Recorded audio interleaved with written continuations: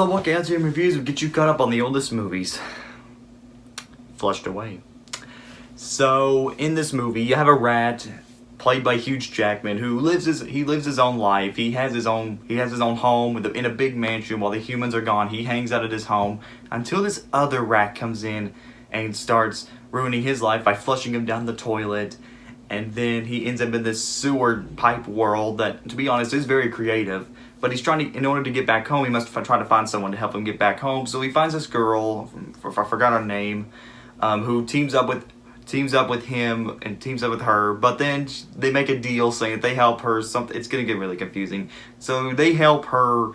That's some sort of diamond she has to keep, and then he agrees that if he helps her, he can help him get him back home and keep him until they find out how to get him back home, while also stopping this frog played very well by Ian McKellen, and the rat played by, and one of the rats played, I think one of them was played by Andy Serkis, but I could be wrong. So it's a giant race to see if they can keep that diamond and try to help Ronnie get back home. I finally got his name right. So, technically, this may sound a little crazy, but believe it or not, this movie is not a DreamWorks movie. I mean, it is a DreamWorks movie. DreamWorks distributed it, but they're not the ones that created it. The credit to this movie goes to Aardman. Aardman Animation is known for a lot of stop-motion works, including Wallace and Gromit, Chicken Run, Shaun the Sheep, The Pirates Band of Misfits, and a few other things. Basically, what I like about this movie is the style of the animation. It is a little cheesy and a little dated now, but back then it was pretty impressive for a stop-motion studio that didn't really do much on CGI. But you want to know the reason why they did this movie? Because of the CGI? They had to put CGI because of one hard thing for stop-motion, and that's water. Water is probably the hardest thing for stop-motion, and of course, they had to make a movie that was involving water, a different technique.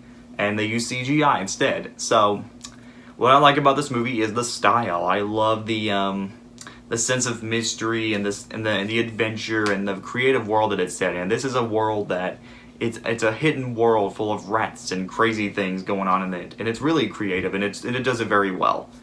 The main character I did not find very interesting. Though the woman character I didn't really think was that bad. The problem for me was the main character. He's got a good voice actor, like Hugh Jackman is always good to watch, but his character would just seem kind of generic to me. I did like some of the slugs in the movie. They're very cute. They kind of remind me of, this was before Minions, so I'm glad they didn't have to market it all that much to the slugs in the movie and the little green guys or whatever they're called. I think they're slugs or snails or something. They're like the little minions of the movie. I don't think they're perfect. I mean, and they don't, kind of like the Minions, they're just there to make kids laugh and make the parents feel annoyed. But that's just me. The story is kind of confusing, like I said. I mean, you get the basics right, but I couldn't tell you the full story. It's just very confusing to me. I wasn't able to follow it. The rest of the characters are really fun and likable. I do like the villain. The villain is played by Ian McKellen. Who would not like that? That's a very good casting choice.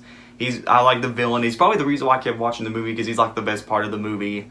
I really like his sidekicks or the bad guys minions or whatever the rats or whatever. I really enjoyed them.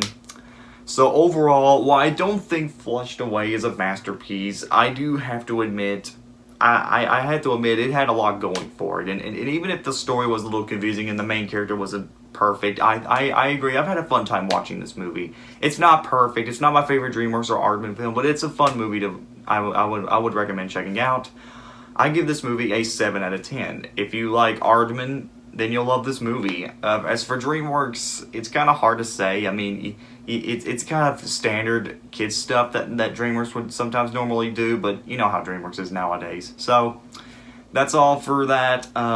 Sorry guys, these are taking longer to make. I've been working on other things and trying to survive from this coronavirus, because this virus is getting worse and worse and worse, and I'm just trying to keep myself healthy and try to do other things. But don't worry guys, I'm going to still be doing these videos, hopefully, if I don't slow down. This is LTM signing out. Please subscribe, comment below, let me know, and I'll see you guys next time.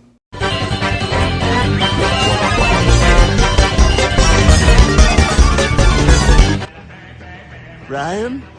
Yeah? I don't feel so good.